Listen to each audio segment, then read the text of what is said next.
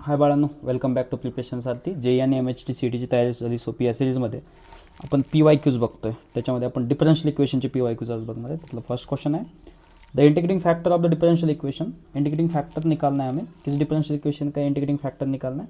X dy by dx plus y log x is equal to x e raise to x x to the power -1/2 log x.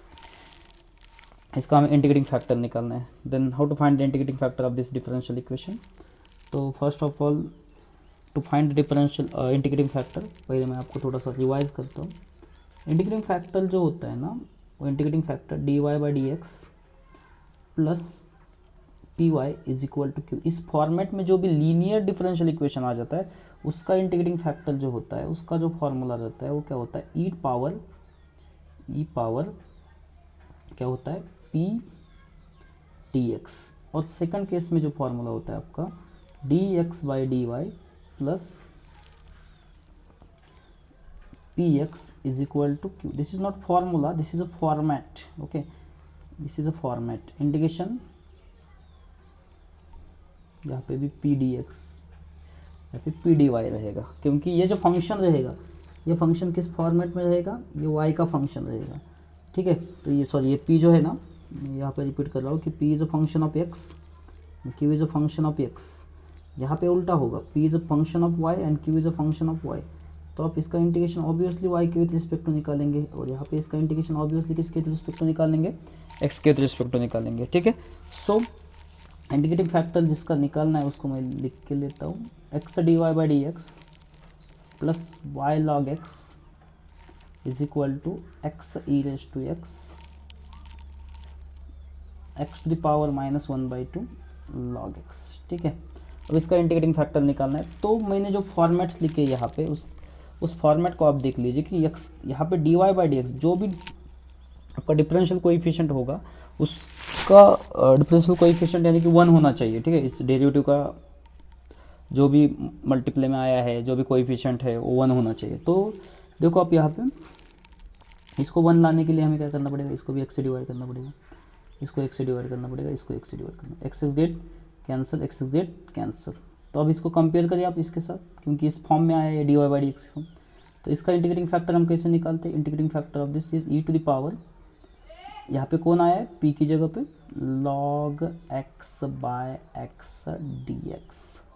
ठीक है, अब इसका integration निकालना है. log x का integration क्या होता है, log x का डेरिवेटिव क्या होता है, 1/x.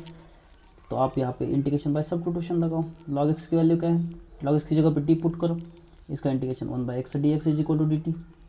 यहाँ पे सब्स्टिट्यूट करो, integrating factor is equal to e to the power log x की जगह पे t, 1/x dx की जगह पे dt. अब इसका इंटीग्रेशन क्या रहेगा, integrating factor is equal to क्या रहेगा, ई टू द पावर t² 2. ठीक है, अब यहाँ पे integrating factor is equal to E की वैल्यू रिप्लेस, टी की वैल्यू रिप्लेस कर दो, ये क्या आ जाएगा, log x का स्क्वायर बाई 2. ठीक है, तो can I write this log x as log x into log x. ठीक है, अब क्या होगा आगे देखो. अब मैं क्या कर रहा हूँ, इसको और भी मैं कुछ तो लिख सकता हूँ, 1/2 log x. ठीक है, और उसका पावर log x. ठीक है, अब ये 1/2 वापस जाएगा, तो ये क्या हो जाएगा, log x to the power 1/2. Okay, उसका power log x. Okay, log x to the power 1/2, इसकी वैल्यू क्या होती है, इसकी वैल्यू जो होती है वो क्या होती है, ई, ये log x to the power 2 यहाँ पर, और यहाँ का बेस सेम है, यहाँ पे ई है, तो ये क्या हो जाएगा, √x हो जाएगा, क्योंकि ये log यहाँ पे जो आता है वही आंसर होता है. ठीक है, तो ई जाएगा, तो बचेगा क्या आंसर, देखो √x to the power log x. ठीक है, मैं रिपीट करता हूँ, हमारे यहाँ कहाँ तक आया था answer, e to the power log x to the power 1/2 और उसका पावर log x आया था.